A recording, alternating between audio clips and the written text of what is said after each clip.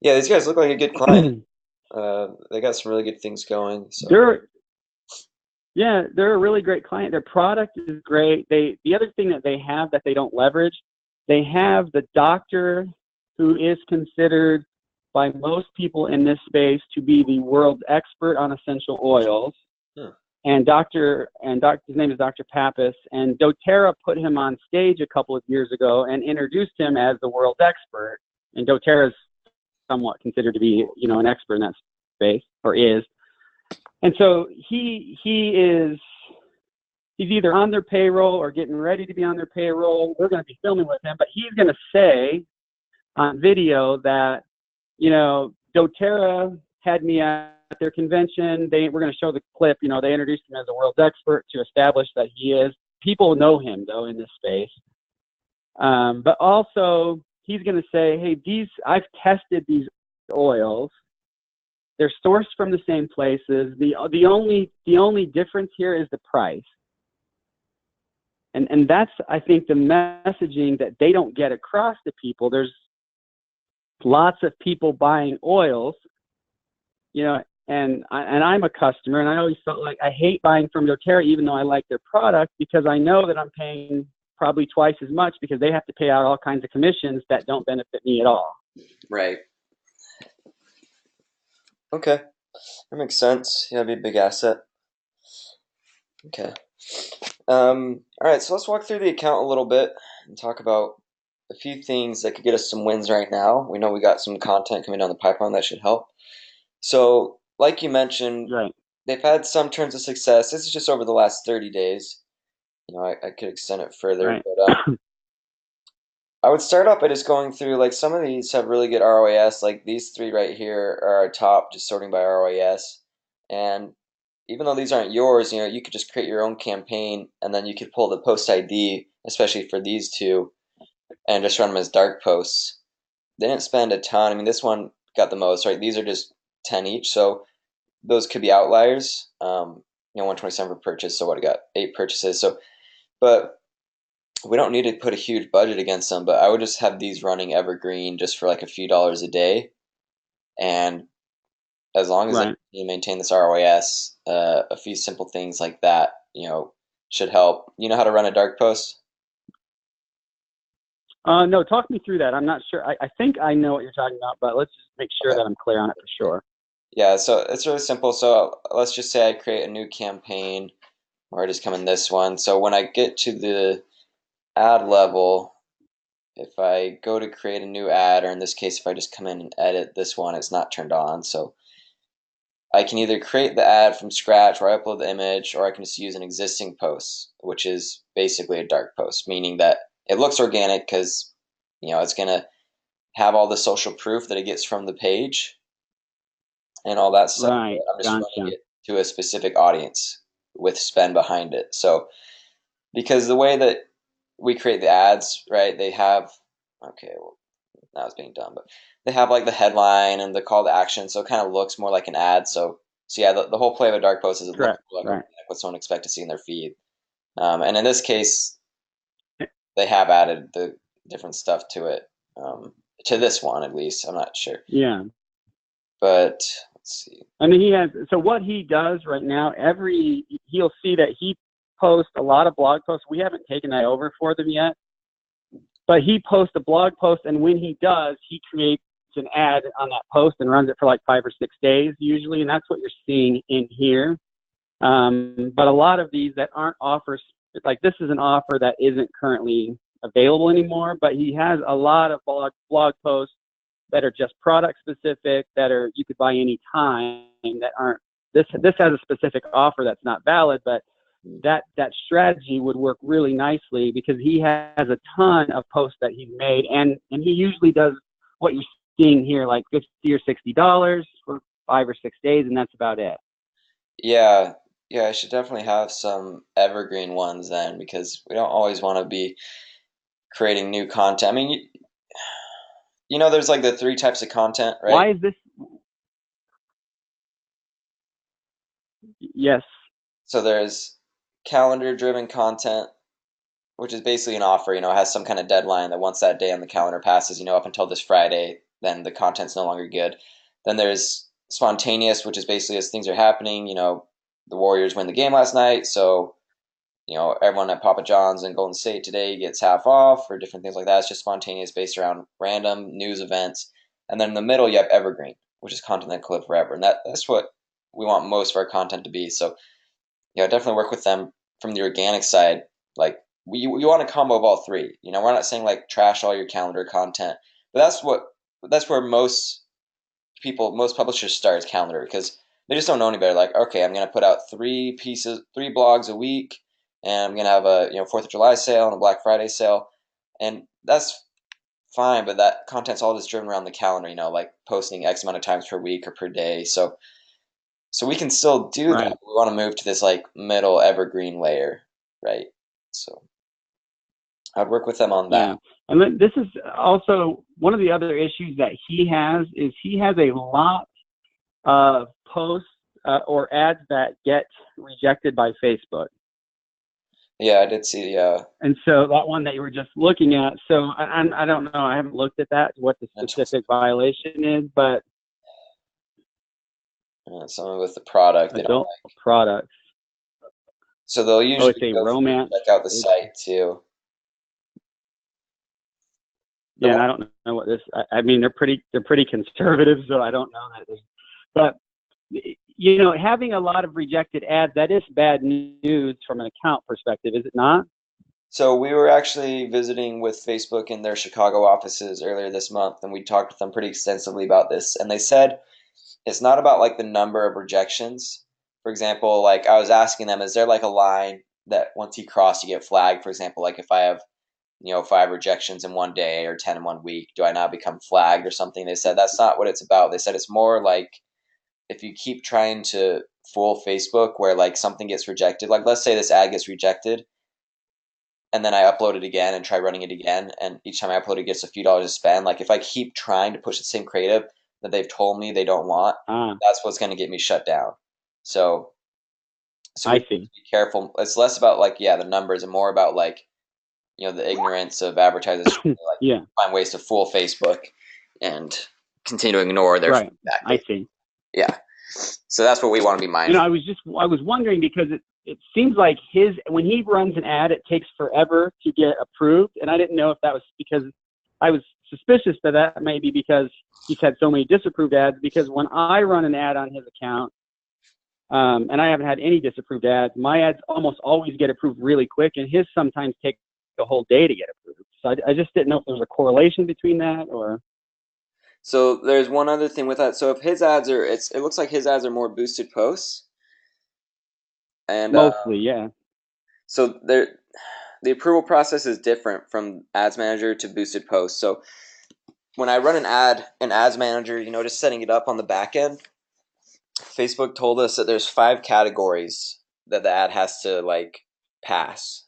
Like nudity or sexuality or whatever or violence. They didn't say what they were, but they have these 5 categories, and if the ad fails any of those 5 categories, it gets flagged and it goes into the approval process, which will probably be shut down, right? So, but from the organic side, which is boosting posts, it's different because when someone creates Ads Manager or a Business Manager, they have to, I think, agree to the Facebook terms and conditions. So there's a little bit more leniency, but anyone can just create a page and put out organic content or boost a post without agreeing to that. So they have more strict regulations on the organic side. So they said a lot of the accounts that are getting shut down right now is because of organic posting and boosted posts, because that one is more humans involved where a human will look at it, I think. So anything on the back end, it's a manual process or an automated process, not manual. Automated process of those 5 things. So that's probably that makes sense. Okay. Might have more problems. So would you go from a strategy perspective? Would you go and do a bunch of these posts, running them dark posts with small budgets, anything that's not offer specific, that talks about a specific? He has a lot of posts like 7 ways to use wild orange oil or whatever, posts that are specific to a product. And he usually has some kind of offer for the product in the post. But would you would you run a bunch of those, or what would you do there? Yeah, as long as they're like working, you should take our Standards of Excellence course. But let's see, do I have access to the page? If I go there. If not, I can hurry and get it to you.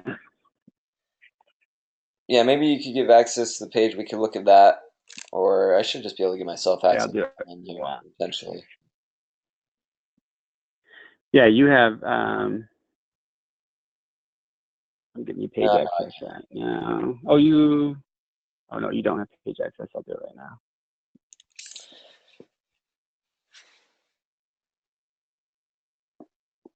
Okay, you do now. okay. Just refresh this. But yeah, so I've done the same strategy for myself. So I'm not one that creates a lot of content, but I have some pieces of content on my page that have done really well. And so like I have people come up to me at conferences and they'll be like, "Oh, I've been seeing your videos all over the place." And I'll be like, "I haven't created a new video in over a month, but I just have a few that I just am running for a few dollars a day all the time." So, you know, basically whenever I put out something new, I kind of boost it for a few dollars, and then if it does well, then those are the ones I extend out further, right? So 9 out of 10, they just kind of like die. Maybe that's about the averages we've seen. Like it's hard to get a winner, but yeah, when we find our winners, ones that do well, and especially if they're driving sales, then those are ones we'll want to say, okay, let's have this run for $3 a day over the next like 90 days or the next year or whatever it is. So I could come in here to all posts, and I can just look mostly at reach. I'm not going to look at ones that are promoted because those numbers are obviously skewed, but for example, this one's 4.2, this one's 12.9. Let's see what's going on with this one. Having one of these days.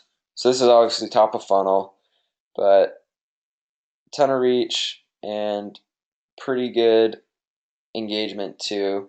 So reactions, comments, and shares. So I build my engagement audience, which I saw you were using in one of your campaigns. So that'd be one that'd qualify to put like I'd put like $2 a day over 7 days. Same with this one, maybe. What is this? Just a picture? Yeah, I want to put that out. So sometimes you get stuff that's so top of funnel that like doesn't really relate to the brand at all, other than the brand's names up here. So it's just some like poems. So, okay, you might as well just have like a video of a cat. Of course that's going to get a lot of reach, but it has nothing to do with anything, right? So yeah, so most of their stuff's this kind of like meme-ish stuff. So I'd probably avoid. I mean, that's fine. I'd probably avoid boosting that. Mm.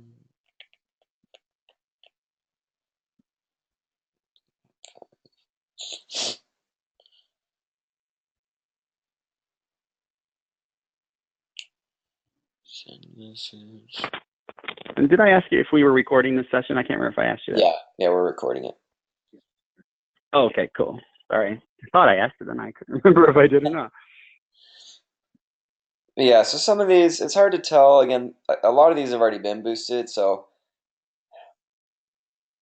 these numbers are obviously not correct. Like it looks like this one had a ton of organic reach, but whenever I boost something, the reporting between organic and paid both increases. It's just not legitimate. I'm not totally sure why, but so it's hard to go back and look at boosted posts because it looks like they all have these great organic numbers, but they didn't start out that way, right? Or I've had like, for example, I had one post that got like Right. 1,000 organic reach, and then I boosted it, and the paid was like 400, but my organic increased by like 9,000. I'm like, okay, well, whatever. So, but yeah, I would just kind of be mindful as you post new ones. Yeah, just try and get them to post some evergreen, and then just boost them initially just for small budget, and then especially if they're driving link clicks, um, and purchases, of course, then those would be the ones. Just want to find like a few winners to kind of work for us. I mean, this got Right. 472 link clicks off of, let's see, $144 spent. Goes into website conversions, but that doesn't necessarily mean purchases. Okay. 2 link clicks. So that's like a 30-cent cost per click. So that's like pretty good. And this is obviously top of funnel, just educating, but okay. Right, right. So let's start with kind of like looking from a wide view, just from the account in general, and then we'll look at a few of the specific campaigns. One of the things I noticed right off the bat is if we come to the customized columns,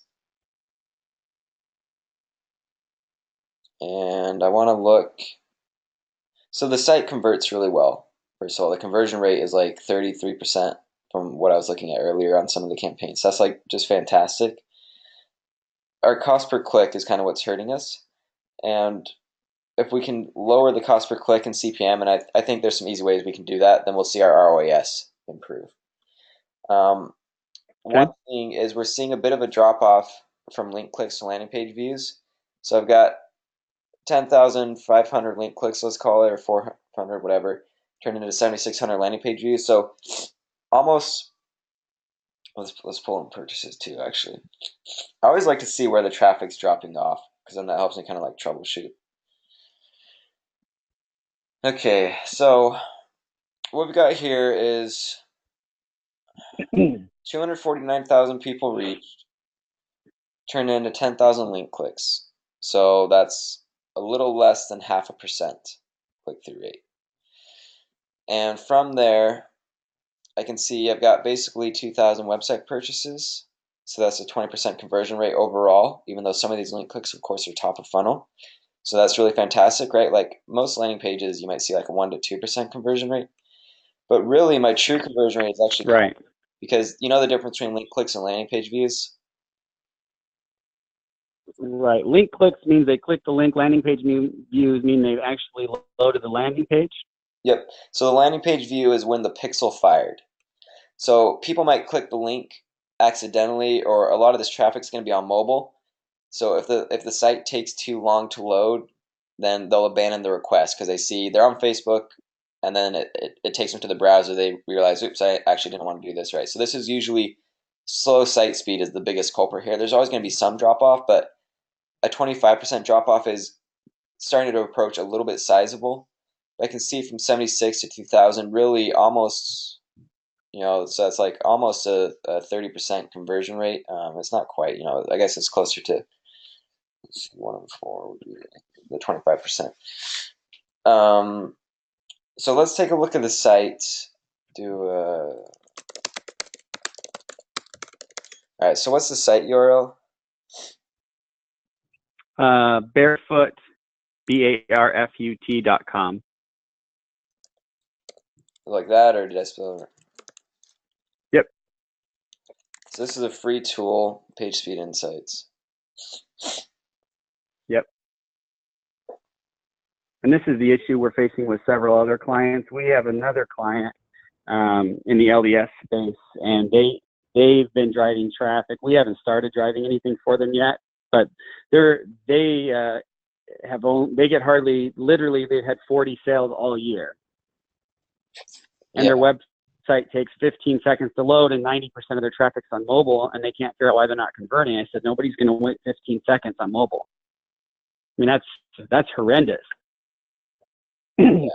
You know what I mean? Yeah, so site speed's gonna become increasingly important. I would just, let them know about this. Obviously, like our jobs to, run the ads, but any of this stuff shows, I think, perceived value, and if Google tries to give us a few things that we can fix, right? So even if we can get some of this stuff, that'll improve the conversion rate. Because again, the true conversion rate is pretty high. 2,000 out of 7,500, basically, if I round up. It's like that's like really good. So if we can improve site speed, that in and of itself will improve the ROAS. But let's hop back over. So this is loading in what, three and a half seconds? Is that what it said? Yeah, so let me look up.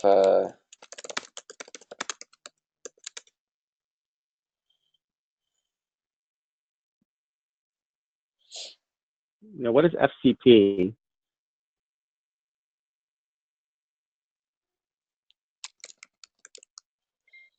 All right, so the FCP is the first contentful paint. So I think that's the first initial load. So for example, if I come over to Forbes.com, it's going to load some things initially while it starts to cache the other content. So this is the initial thing it loads, which is really dumb.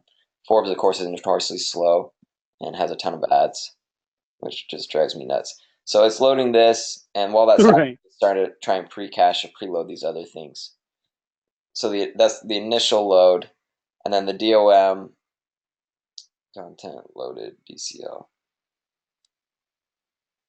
So I think the DCL DOM content loaded is like the final, is what I'd assume.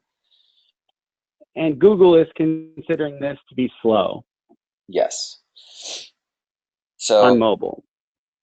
yeah, we can see like the averages for FCP. Right, right. Okay. Yeah, but the majority of it has, over 3 seconds. And that's what Facebook's study said. So Facebook did some research where they said if the site takes over 3 seconds to load, that over 50% of the traffic might abandon the request. The majority of the traffic, right? So that's what we're seeing here is that 55% of the loads for this page have a slow first content paint, whatever you want to call it. We And can, so we're seeing 7.3 seconds for a full load, yeah, which is pretty long. yeah. So if we come over here too, we can look at it. You use Chrome, right? I do. Okay, good. So Chrome has these developer tools. They're pretty nice too. And of course, they're free. So I can see all the requests, and it's still loading everything. So this one's saying that 7.42 seconds. So that's just showing you real time, and the 3.71, right? So I can see here's all the different objects. You can look at these things, how the site looks in, iPad or whatever. See the developer So tool. what loads first on here? Um, Whatever this What thing are we seeing in plugin, 3 this seconds? WooCommerce plugin. It just takes you down the line kind of on this one.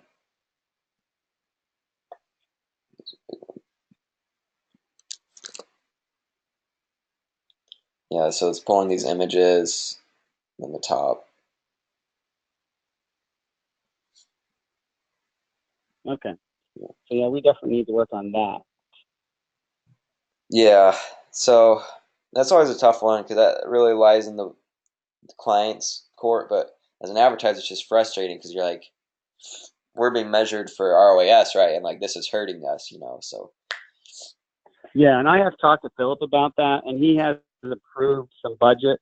So we're going to have our web dev team look at that and see what we can do. He doesn't want to spend a ton, but I mean, I guess if we can show that it's really going to increase the ROAS, which it's definitely going to, so we're going to try to fix what we can to get it with what he's willing to do right now, and then hopefully be able to get somebody on fixing the whole thing. So that's good to know.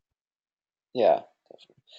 Okay, so let's take a step back up. So again, we want to start just like, wide net campaign level, see where the traffic's dropping. I can see a lot of it is dropping because of site speed, but a little earlier we also saw from reach to clicks we're dropping quite a bit. So if I hop over to performance and clicks overall, my frequency 4.71, that's not too bad. Yeah, click through rate, and this is based off impressions, I believe, not reach is 0.89. And our cost per click is what's really kind of troubling is this $1.92. So I'd really like to see that decrease. So there's two ways to decrease it. I can either lower the cost of traffic by CPM, which is under delivery. CPM $17. So that What would you target there for a cost per click? I would want to get sub $1 cost per clicks. Okay. Yeah. And so yeah, so the two ways is A, to lower my cost of traffic, right? Because if I have a high CPM, that's going to cause all my other cost pairs to increase with it. That's where like the water, if your house starts flooding in the basement and the water starts like flooding, like all the furniture is going to lift with the water. right? So that's how CPM works. Like it causes all my other costs per the lamp, the couch, the TV, they're all going to start rising with the water if it's flooding, right? So it's not at a disastrous level. If it gets over 20, that's where I kind of start to like scratch my head a little bit. Some of these are a little bit high, but that's okay sometimes. Like bottom of funnel conversion audiences, I expect the CPM to be higher, but overall, I probably want to see it a little bit lower here, and that'll help with things. And then my click through rate too. What would you be targeting there? Uh, for anything that's not like a really bottom of funnel custom audience, I want to see like a sub $10 CPM is kind of like my standard of excellence. Okay. So let's talk about some ways that we can lower the CPM. Um, so I was looking, now we'll go a little bit deeper. So I like to sort by spend because, I've spent like 19K, 20K over the last 30 days, but really I can see just here that, over half of it has been these 4 campaigns, right? This is 6 plus the 3 plus all the change. That's 10, 11K right there. So I always want to start with where I can drive the Right. most impact. So let's look at this campaign. And there's a few things here I was looking at before. The first thing is we want to make sure we're using nested audiences. So for example, I have like this audience, this ad set of the top 25% spent on site, and this one of the top 10%. So of course this 10% lives within this 25% as well. So for example, I would want to make sure like that I'm excluding that audience here. But I can see that hasn't been the case. So I'll just come in, Okay. 10%. And I'd also exclude purchasers. So I probably won't exclude 180-day purchasers because this is a product where people are going to do repeat. But have we created an audience of like 30-day purchasers or even 14? I don't know how often do I like don't think. how often do people Uh, re-up, do you think? I would think maybe monthly would be the soonest. So I think we could create an audience of purchasers.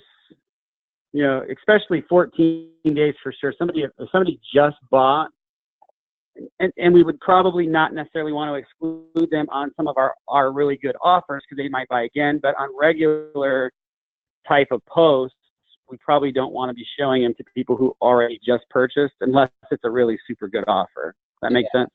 yeah, it makes a ton of sense. Let's just do 21 days since 30 is kind of approaching. So it's a little bit of an unusual number. Yeah.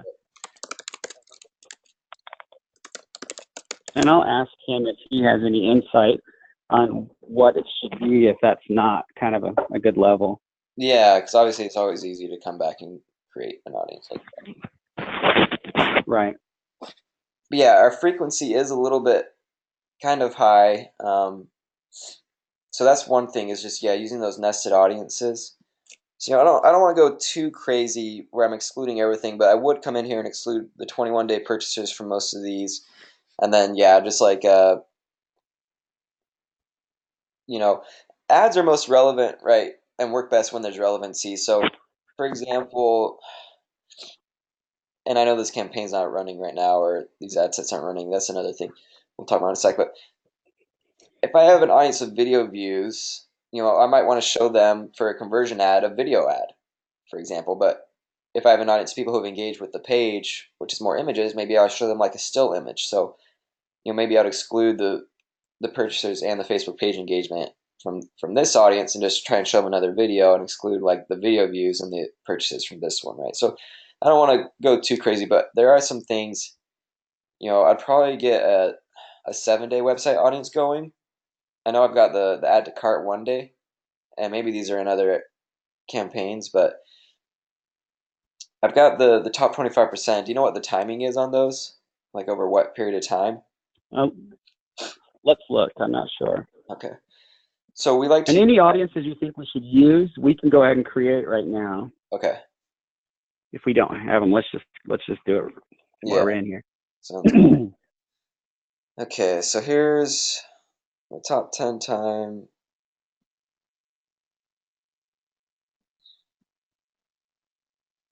For the past 180 days.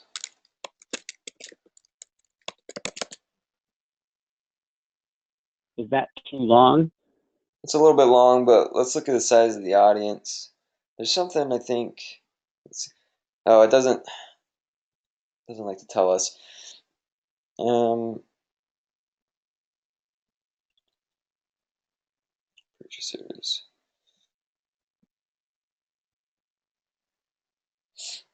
One day.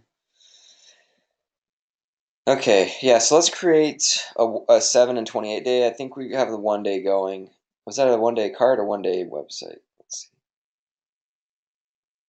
Yeah, That's we a got one the day 1 day add to card. cart, but didn't Let's create purchase. just like an overall 1, 7, and 28 day for the website and set up those ad sets. And the thing is, I don't want to continue showing them the same content, maybe from 1 to 7, because 1 day is a pretty short, like, if they visit the site yesterday and then the next day is a Sunday, maybe they just don't get on Facebook. So, but for sure from 7 to 28, I want to do a different piece of content, give them a different look. Right. Yeah, so I expect that these 1, 7, and 28, and especially the 1 and 7, should probably be some of our top converting audiences. Of course, the add to carts always do good, but then we're limited by audience a little bit.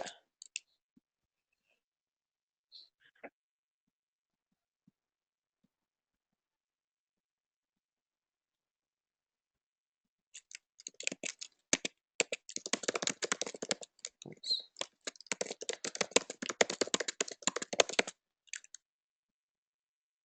And then let's see, what do we got going? Okay, so I've got a lookalike based off. Lookalikes, we haven't had really. I don't think we had anything that's really been working super well. So that's something else to look at. Okay, all right, we can hop over and look at that. So we got. I'll just create a new tab in case we want to come back to this.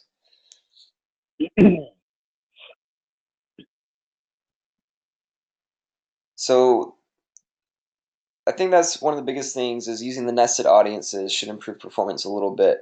And then I think the other big thing, and this will help with CPM, is we want to start, for example, I can see like we've, you know,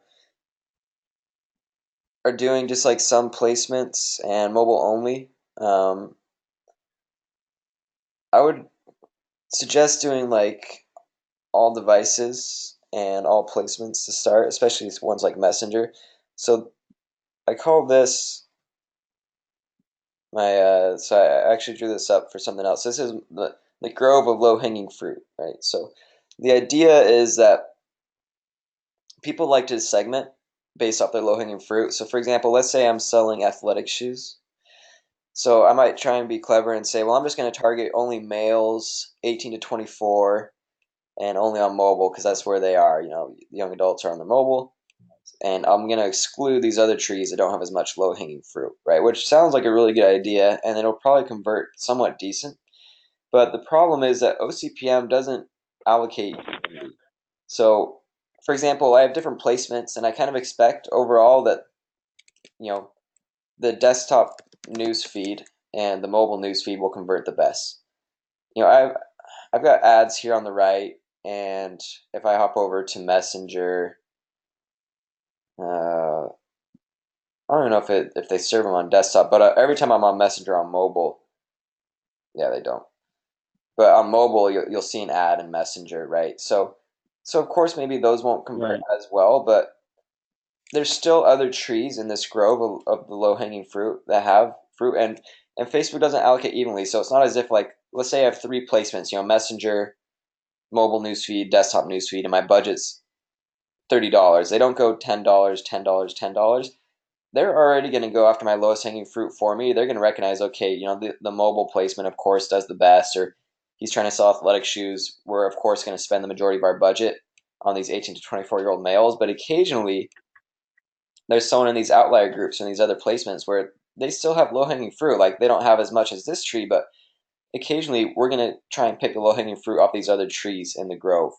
So, and this will deduce our CPM, right? Because I have a high CPM right now, which is causing my cost per click, all these other things to go up. And part of that is because I'm bidding for the most competitive uh, sources of traffic. Mobile only. That's where and then in the feeds, the Instagram feed, the Facebook feed. So that's where all the advertisers are trying to bid. So of course my CPM is going to be high. So the reason Facebook introduced these other placements like Marketplace, Instant Articles, Messenger is that view Facebook as this huge freeway that's overloaded with traffic. It's rush hour traffic. So if the traffic is too much for the freeway, I can do some things, like the freeway has the red lights where you have to like you drive down the ramp, and then they have like wait for the green light, and then one car goes at a time. So they try and do that. But the best way is you open up another lane, right? Do construction, open up an additional lane of traffic. So that's basically what Facebook's done. They said, you know what, year over year, our traffic from advertisers has increased. So Facebook, the news feed is this huge freeway, and there's only so much inventory on here. So what they've done is they've opened up these other lanes of traffic where they can send the advertisers to.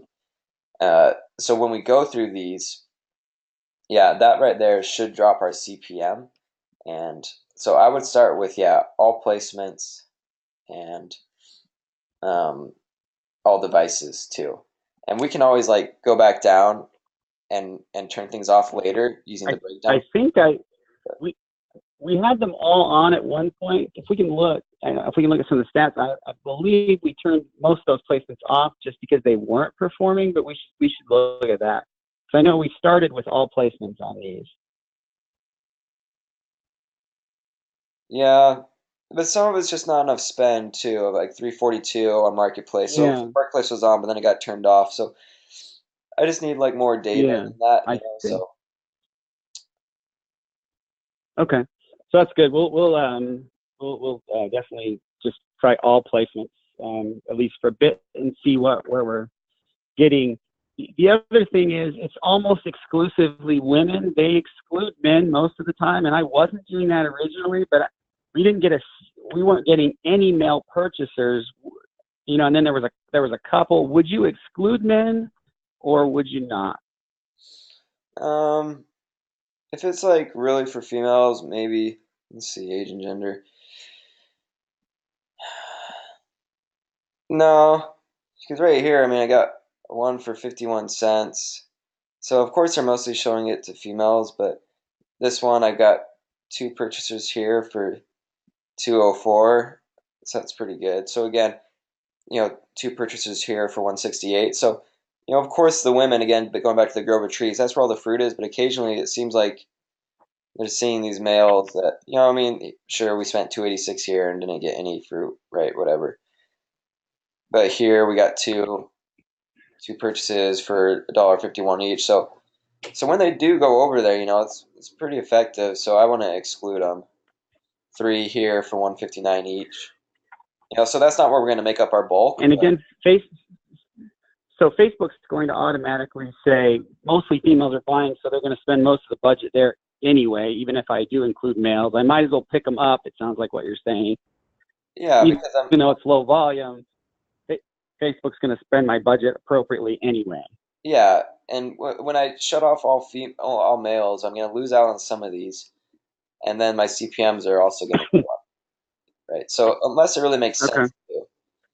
But this is one where maybe like, you know, I mean, maybe the age is more telling. I mean, who knows? I have to look like these older women, 65 plus female. Oh, where's my 65 plus in here? 65 plus female. Those are the ones that are really doing well. So like I want to spend 80% of my time focusing on what's already working and letting it run, and the other 10 to 20% testing.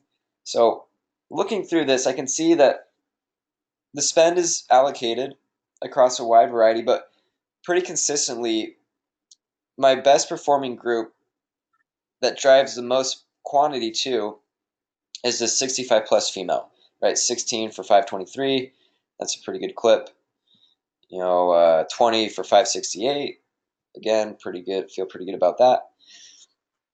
Oh, I don't know why sometimes I put it at the top. 6 for 805, so a little bit higher there. Let's see on this one.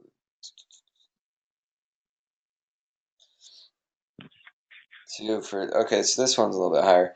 So a little bit variety, but so maybe I'd create, 8 for 1019. Maybe I'd create one ad set just targeting these 65 plus for a small budget, and then try and, so then the thing is, if I narrow down on the target, I want the content to be still relevant. So it doesn't make a ton of sense to like get really specific with targeting if we don't do the same thing with content. So if I know I'm targeting just 65 plus, what are the problems they're having that I can mention in the copy or the image, or is there a picture of an old woman I could show, or say, like, oh, you know,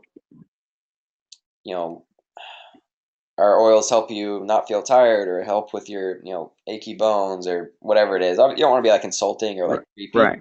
Like, are you an old hag? Right. Right. Right. Buy our oil, yeah, Right. But there can be some intersection there, and that's when so that would be something I'd like run as a test, and just like kind of see how it performs. But And one thing I definitely want to, there's two things I definitely want to make sure we hit on.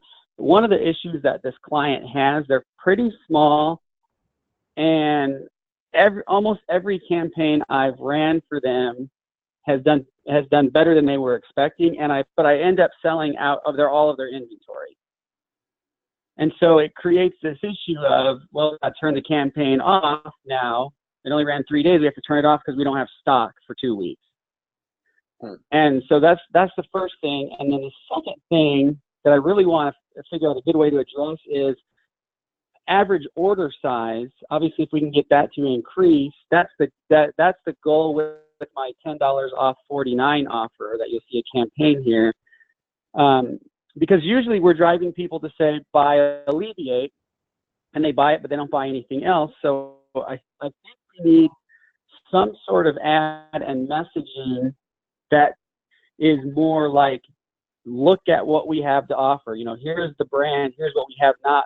But do you want to buy Alleviate? Do you want to buy this? Do you want to buy that? Because what we're seeing is they go buy it and they don't really buy anything else because we're not doing a good job on cross-selling and upselling at the moment.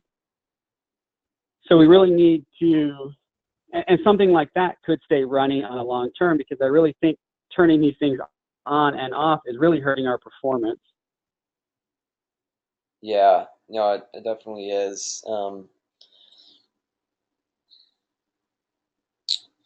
The inventory thing's tough. I mean, you want to have some that, like if you mentioned using an offer or something or driving to a package, we just want to have a mix where some might be doing that, but we want to have, hopefully most of our campaigns are evergreen. So when we were in Facebook's offices in Chicago too, earlier this month, they said that it takes Facebook 2 weeks to go through its learning process because OCPM optimizes for all these amazing things for us, right? Where they're trying to find what time of day and what gender and what demographic and what device will most likely cause these people to purchase. Um, but yeah, the algorithm needs time. So this is a video I made earlier just for you. Have you ever played the dinosaur game on Chrome? No, I have not. All right, so if you ever don't have Wi-Fi, earlier I just turned off my Wi-Fi. I wouldn't be able to do it live on the call because you have to have no Wi-Fi. Chrome gives you this dinosaur game, so I'll just play. Oh yeah, yeah, yeah. Yeah. So you press the space bar, the little dude starts running, and I did not know this was a game. it's a game, yeah. So you press the space bar and it turns into a game. You can see in the top right, it keeps score. So here's my high score, 47. I just passed it. And the longer it runs, the more my score increases. And they add new elements like birds will start flying. You have to jump over the birds or duck under them or whatever. And at some point, it turns into nighttime where it gets really dark. But yeah, if I hit the cactus or I hit the bird, it starts over, right? So anytime we make a change to the ads or a new campaign or anything, it resets that learning phase and resets the rank. So we've talked about, I think, relevancy score before, where each of these ads, this is one thing that'll help my CPM too. So in terms of CPM, boiling things together, allowing Facebook to go after the entire grove of low-hanging fruit, and then using nested audiences so we don't have problems with frequency, and then letting things continue to run. Let me get rid of this ad set. And Facebook gives each ad a relevancy score of 1 to 10, which directly correlates typically with CPM. So some of these are conversion ads, so I expect the relevancy to be a bit lower, but here's the way it works. So let's say I hop over to my Facebook feed. The second piece of content I see should be an ad. So here it is, sponsored from TiVo. So, okay, they have this new product, great. And if I continue scrolling down, at some point I should see another ad. Okay, so this one's from Tuft & Needle. So what's happening here, and I've got LensCrafters over here, is both Tuft & Needle and TiVo are both advertising me or trying to target me. I'm within both of their ad sets. So Facebook has this feed. How do they know which ad to place first? How do they choose, right? There's an auction that takes place, assuming that both of these are using OCPM, automatic bidding, as opposed to setting a manual bid. Let's just assume that for the sake of the example. And whichever ad has the higher relevancy score, like let's say this relevancy score is 4, but maybe this Tuft & Needle ad has a relevancy score of only 2. Well, they're going to give the one with the high relevancy score preference in the auction. So they'll place it first because they say, you know what, we want to give the users a good experience, otherwise people will leave our platform. So this ad, people like it better, it gets more engagement, less negative feedback, whatever, we're going to show it first, right? So each of our ads has a relevancy score that if it's low, it works against us. If it's high, it works in our favor. Because these are conversion ads, I kind of want to see them at least 2 or higher. The thing I want to definitely avoid is a 1. You know, in terms of our standards of excellence, so when I think of a funnel, a 3-stage funnel, awareness to engagement to conversion, for a first touch, if I come back and look at this boosted post, I want to see a relevancy score of 6 or higher. So let's see what this one was. So this one's a 6, so great. So that's just hitting my standard. You know, for a first touch, I don't want the relevancy score to be below that typically. Middle of funnel, I want to see 4 or higher, and then bottom of funnel, I want to see at least 2 or higher. But again, if something's working, like, you know, let's just look at all our ads and sort by relevancy score.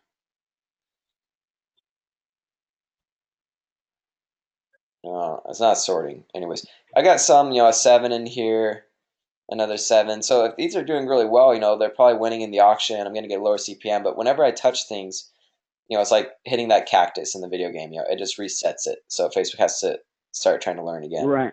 These are 8. Yeah. So I think setting up a few evergreen campaigns, we can still do the offers and understand like we're potentially limited by the amount of inventory, of course. If you sell at the store, then of course I need to go pause the ads. I can't continue running when there's nothing there. That'll be really bad long term for the brand. It'll create bad word of mouth.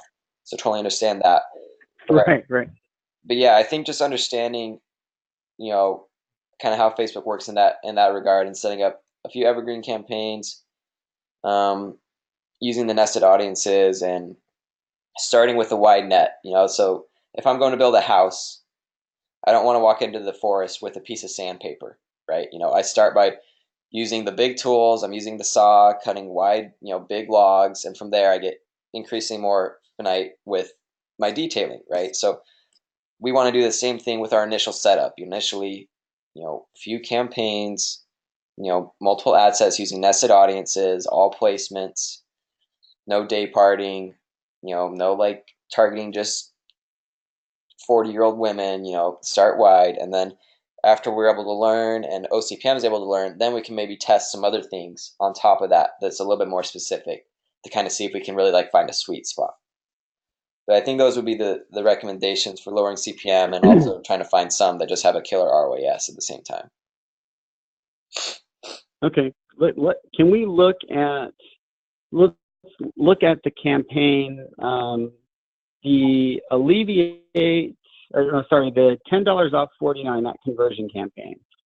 That is a campaign that has evergreen potential. Basically, we're saying to a customer, we'll give you $10 off of a $49 purchase.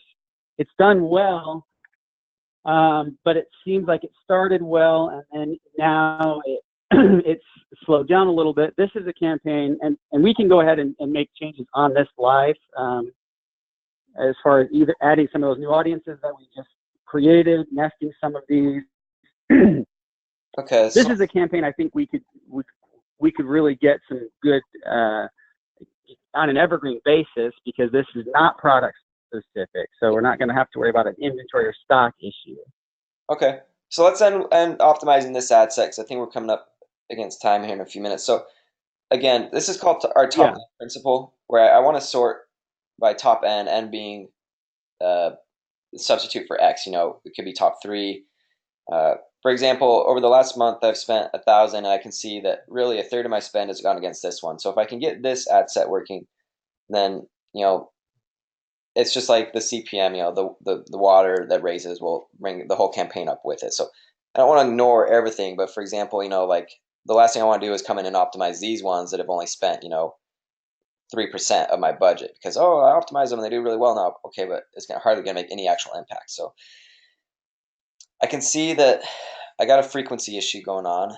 Not a frequency issue, but it looks like, of course, it's spent more than others, so my frequency is going to be higher. But overall, my frequency is 3.95, so it's double on this one.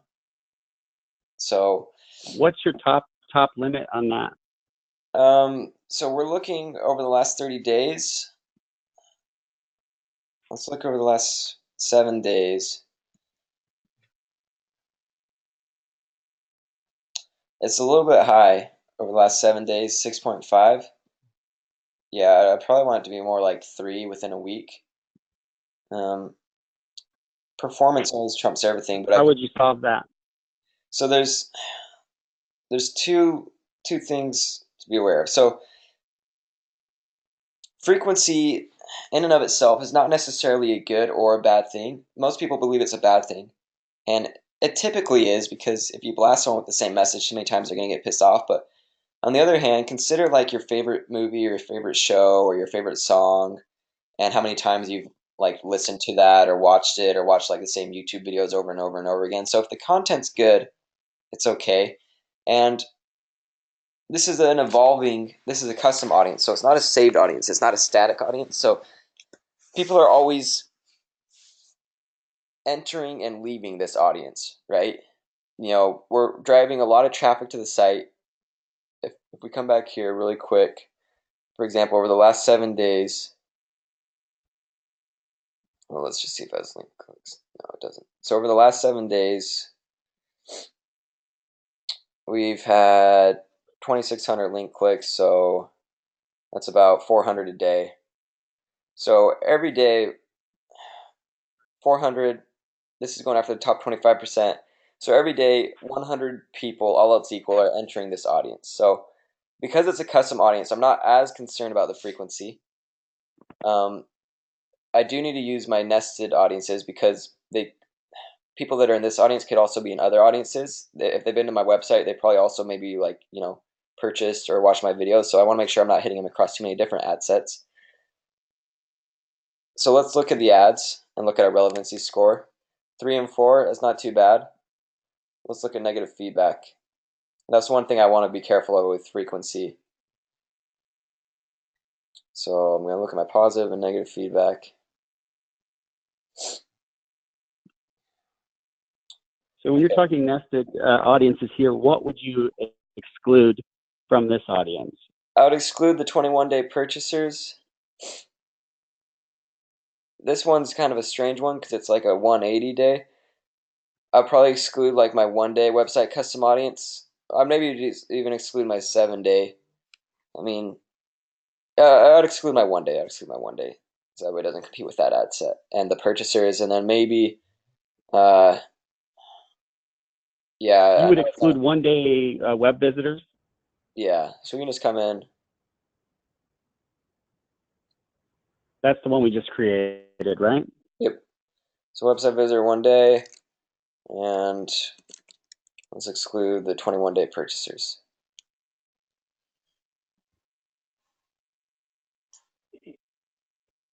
And the top 10%, would you exclude them as well, or would you not run that in a separate ad set? I would exclude that too. Yeah, that's a good point. I forget.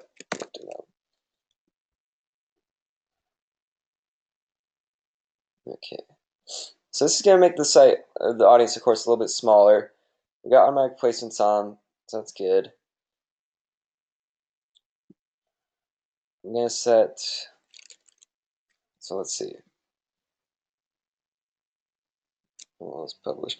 Okay, so we spent $254 to drive. 31 purchasers at a clip of 822.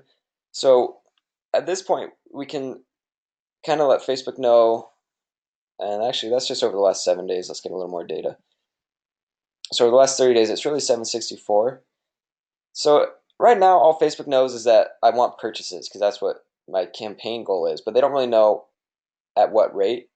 So once I have a little bit more data, I can come in and add a bid to it. And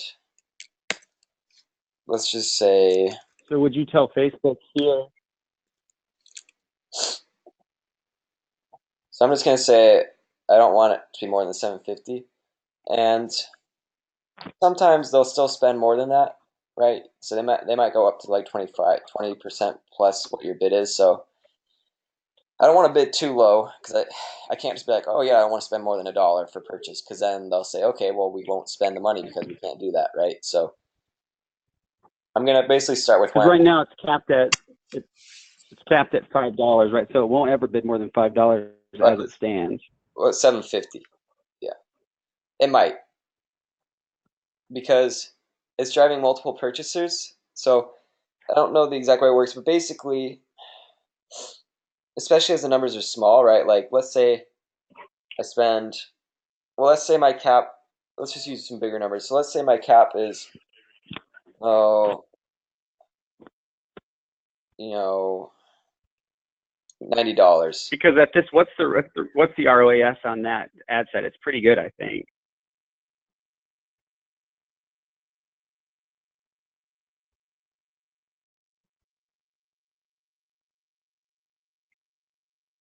And I don't know how you're doing on time, but if we have more time, I wouldn't mind, even if we had another half an hour using that at the moment. I don't know what your availability is, but Let me double check really quick.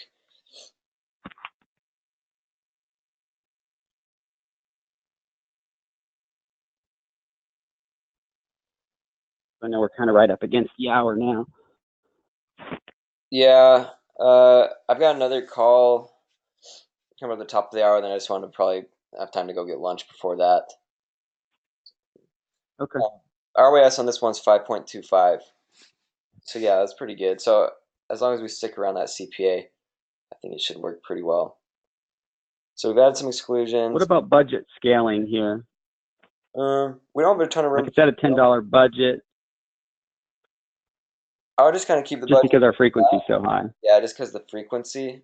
I mean, I can maybe, and we just put the bid in place. So what I would maybe do is add another ad variant. So when the frequency is high, what I want to do is have more ads, because I can see that my overall frequency is pretty, pretty high. But when I break it down to the ad level, my frequency by ads is a little bit more manageable. So the frequency by person's 7, but only 3 and only 4 over the past 30 days. So that's actually not too bad, right? Because frequency, if I just keep showing the same person literally the same thing over and over and over again, then they're going to get upset. Right. But as long as different pieces, so I'd maybe introduce just like a new image or something in here and see, for frequency and as well as performance. For example, I can see this one did really good, $4.19. This one's way higher, 3 times higher. So I would probably make some change to this. So this one's just showing the product. Oh, it does show this girl here. But this one, and the other one, I'm using a stock image of a girl with lavender, sort of synonymous with essential oils. So I'm using just a stock image here. Okay. Just a pretty lady in a lavender field. Yeah. So images typically have the stopping power. It looks like we're using, the same copy and everything. So I would test. Yeah, I was only testing image variant here. Yeah. And then I'd maybe duplicate this one and keep the same image, but then test different copy and just see which variation of copy works better. What is my best opportunity to get scale? Is that going to be in variations of those ads to get more scale out of this? It's doing normal. What we've seen is if we try to add more budget, then we really, it just sort of tanks on us. Yeah, so you're always limited by audience or budget. So, for example, in this case, I'm limited by audience.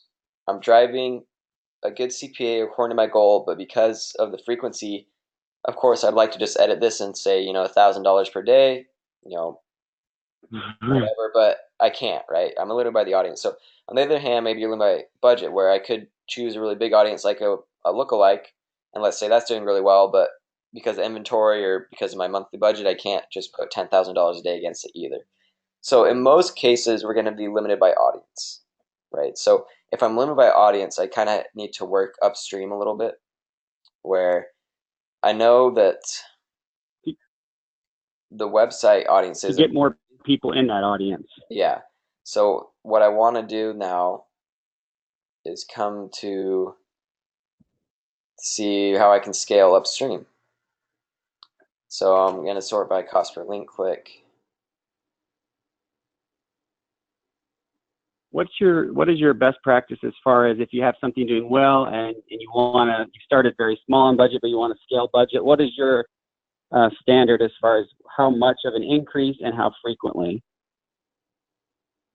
So the less frequent, the better, just based off the fact that it resets. It's tough because I don't want to waste budget. So really, like initially, I kind of want to set the budget just as like a test budget, and then once something's doing well, just kind of increase it about to its threshold, and at that point, use a manual bid just to make sure that I don't go over. So, for example, the bidding is kind of my safety net, because going back to the lowest hanging fruit, let's see. So, let's say we have this bottom layer, low hanging fruit, and then let's say throughout the tree there's like more fruit, but Facebook has to continually reach progressively higher for them. So what I do is, let's say I have an ad set working well and I just test it, $20 initially or whatever a day, and it gets a good CPA. So maybe I have a little bit of room, so maybe it's getting me a CPA of $6, but maybe let's say I can spend up to 10.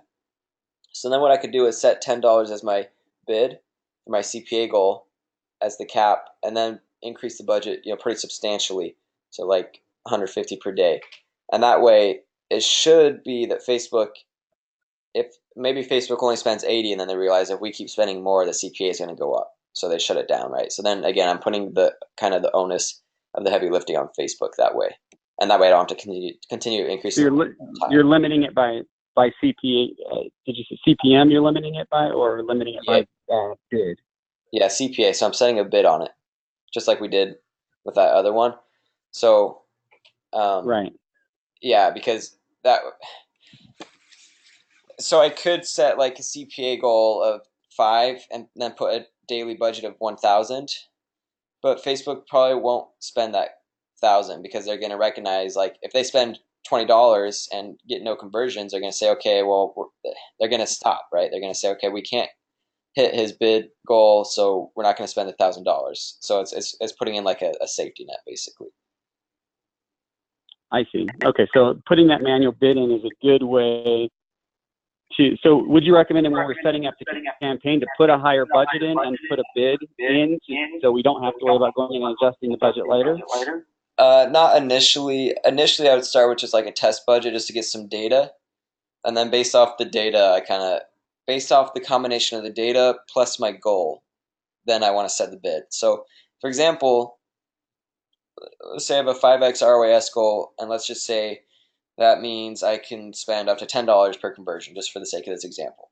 So I could go in and create all these new ad sets and put a bid of $10 against them, which I'm basically telling Facebook that's what I want my conversions to be worth. But let's say I get some initial data and I'm actually getting conversions for $1.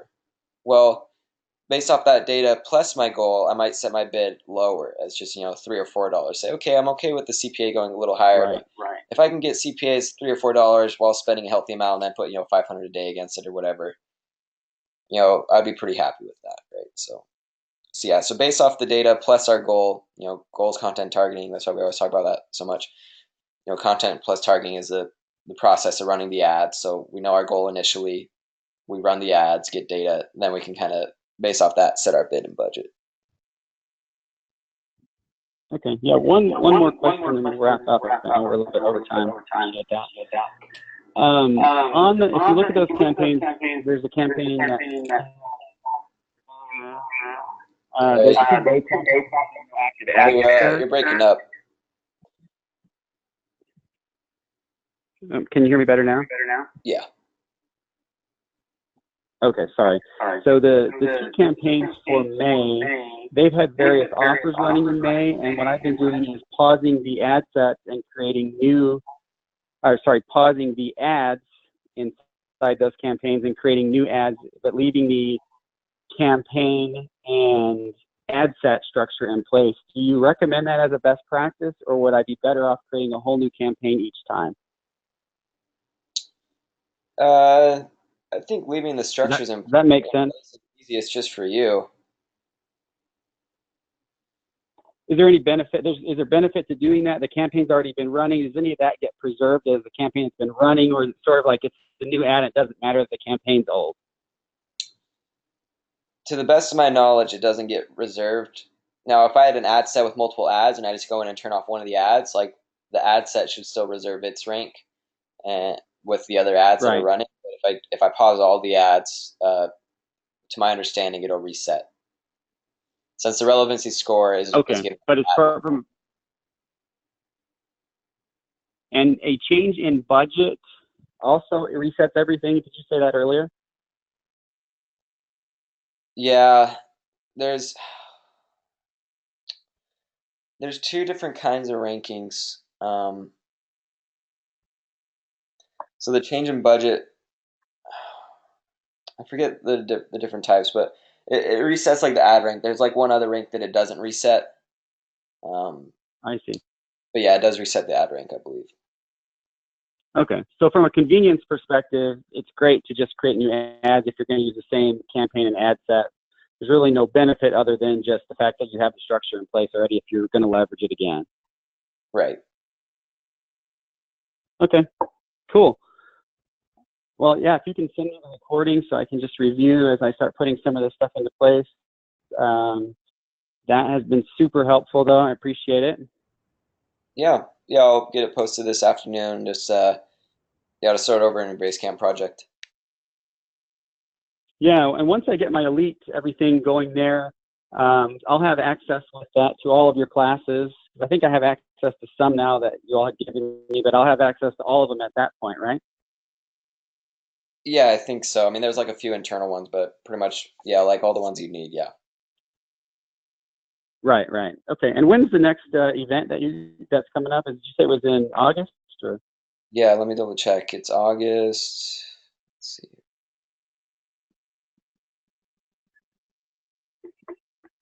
August 23rd to the 25th. In Phoenix, right? Yep. Yeah, Cool. so I mean, trying to get your plane tickets now before the prices go up and stuff. Yeah, yeah.